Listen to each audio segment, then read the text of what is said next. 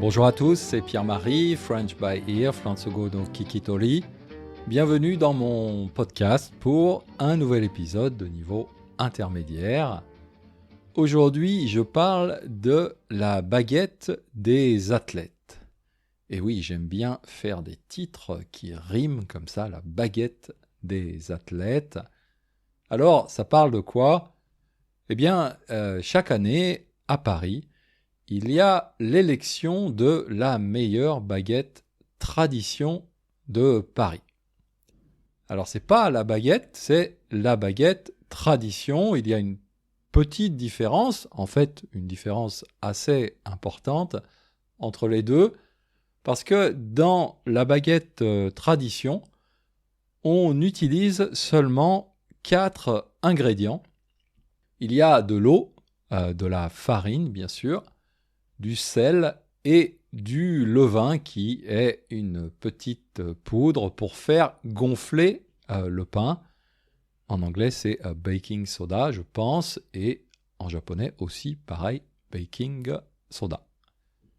Donc seulement 4 ingrédients dans la tradition, la baguette tradition.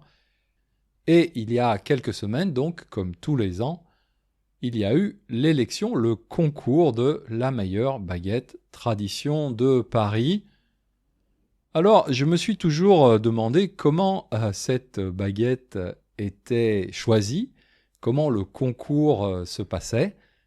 Eh bien, cette année, je suis tombé par hasard sur mon fil YouTube, sur une vidéo d'un journaliste du Parisien, le journal Le Parisien, qui faisait partie du jury cette année et qui donc a filmé les coulisses du concours.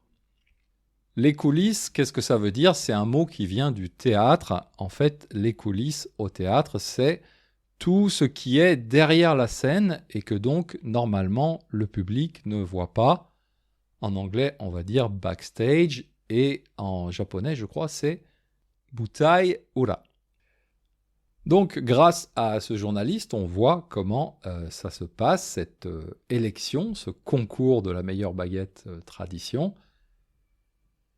Il y a donc une trentaine de personnes qui sont, je pense, volontaires, mais qui sont tirées au sort, parce que beaucoup de personnes veulent participer.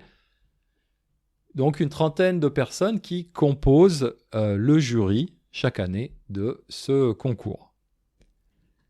Et en fait, ce jury doit juger, doit tester, doit goûter un peu plus de 100 baguettes, je crois que c'était 112 baguettes cette année, en l'espace de seulement 4 heures. Moi, je pensais que c'était un concours qui se déroulait comme ça sur plusieurs semaines, mais non, c'est seulement en 4 heures, une demi-journée, le jury goûte 110 baguettes. Alors, chaque personne ne goûte pas 110 baguettes, mais quand même, chaque personne goûte un peu plus de 50 baguettes en seulement 4 heures. Ça fait 15 baguettes par heure. Bien sûr, ils ne mangent pas une baguette entière, simplement un petit bout de la baguette, mais quand même, c'est beaucoup et c'est pour ça que je dis c'est la baguette des athlètes parce que manger autant de baguettes en si peu de temps, c'est vraiment une performance sportive digne des Jeux Olympiques. Alors, qu'est-ce qu'on voit dans cette vidéo qui est particulièrement intéressant, à mon avis ? C'est que toutes ces personnes du jury, quand elles arrivent, au début, elles sont super motivées, avec beaucoup d'appétit. Elles ont vraiment envie de goûter le plus sérieusement possible toutes ces baguettes. Mais au fur et à mesure, on sent quand même qu'il y a une certaine lassitude, c'est-à-dire que les personnes commencent petit à petit à en avoir marre de goûter des baguettes et peut-être à pas très bien reconnaître les différences entre chaque baguette.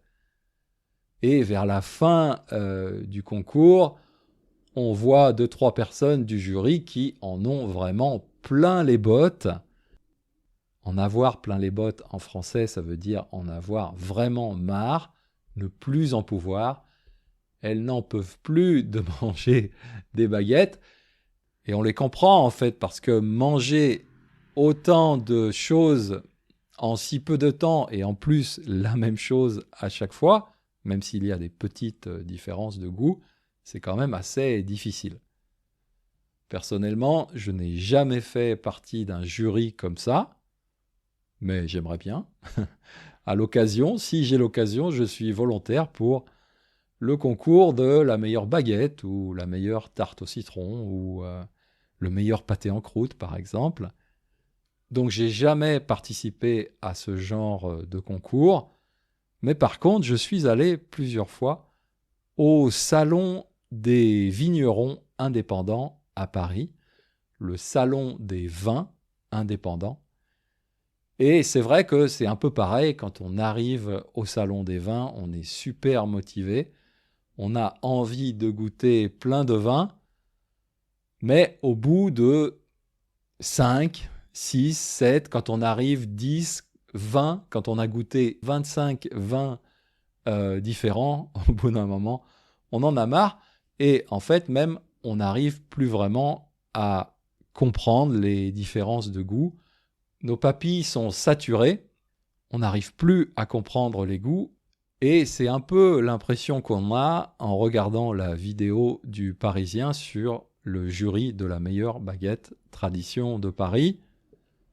Alors on peut se demander du coup, est-ce que c'est vraiment une élection sérieuse, puisque tout le monde en a marre à la fin? Est-ce que vraiment c'est sérieux? Oui, j'ai l'impression quand même, j'ai l'impression que c'est assez sérieux. D'abord, il y a une trentaine de personnes.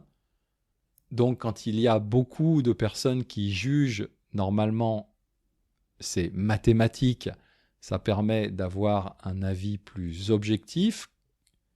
S'il y a seulement une personne qui décide, bien sûr, c'est subjectif, mais là, 30 personnes, bon. On a, je pense, un avis suffisamment objectif. Et puis, en plus, il y a des critères précis. Le jury, pour chaque baguette testée, il note cette baguette sur 4 critères différents. Il y a d'abord l'aspect. Est-ce que la baguette est bien dorée? Et puis, bien sûr, il y a la cuisson. Ça, c'est très important. Si vous êtes allé en France ou si vous vivez en France, je pense que vous avez remarqué souvent les Français, quand ils rentrent dans une boulangerie et qu'ils achètent une baguette ou une baguette tradition, ils vont préciser la cuisson qu'ils souhaitent. Ah, je voudrais une baguette bien cuite ou je voudrais une baguette pas trop cuite. Il y a même des gens qui demandent des baguettes blanches. Blanches, ça veut dire qu'elles sont vraiment presque pas cuites. Personnellement, ça c'est quelque chose que je ne comprends pas. Pour moi, c'est un sacrilège, c'est une grosse faute de goût. C'est comme au Japon, manger des sushis avec une sauce soja sucrée. Une baguette blanche, non, c'est pas possible. Mais bon, après, tous les goûts sont dans la nature. Mais la cuisson, c'est vrai que c'est très important.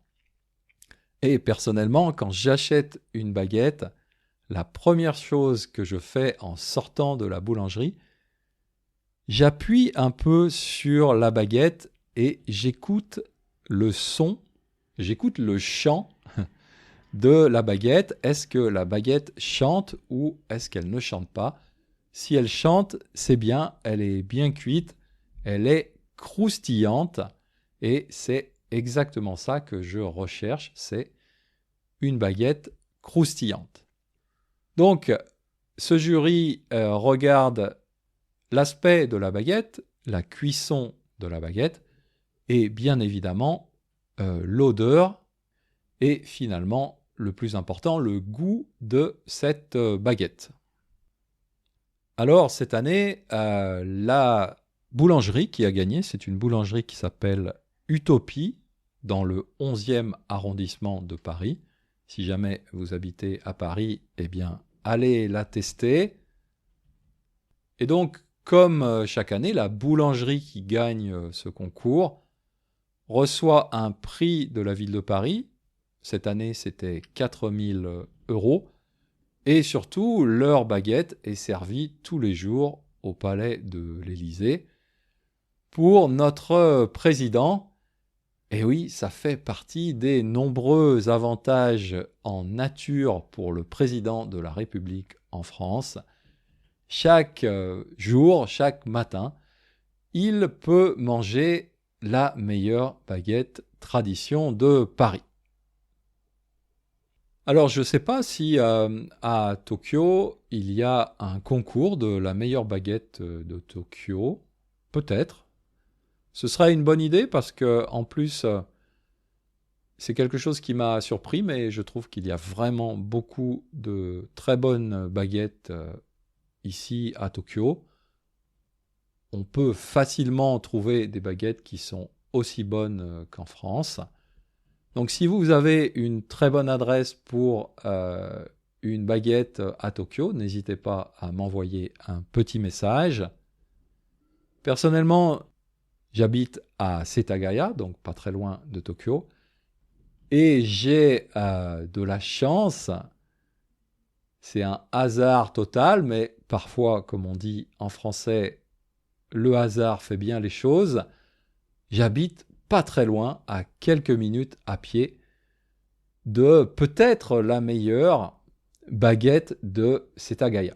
Je ne sais pas si c'est la meilleure vraiment, je n'ai pas goûté toutes les baguettes de Setagaya, mais elle est vraiment super bonne et donc ça, c'est génial pour un Français d'avoir une boulangerie comme ça, pas très loin de chez lui, ici au Japon. Voilà, c'est tout pour aujourd'hui. Je vais mettre sur mon site internet le lien vers la vidéo du Parisien. Comme ça, vous verrez comment ça se passe en vrai l'élection de la meilleure baguette tradition de Paris. Et sur ce, je vous dis à bientôt. Bon appétit. Mata Chikai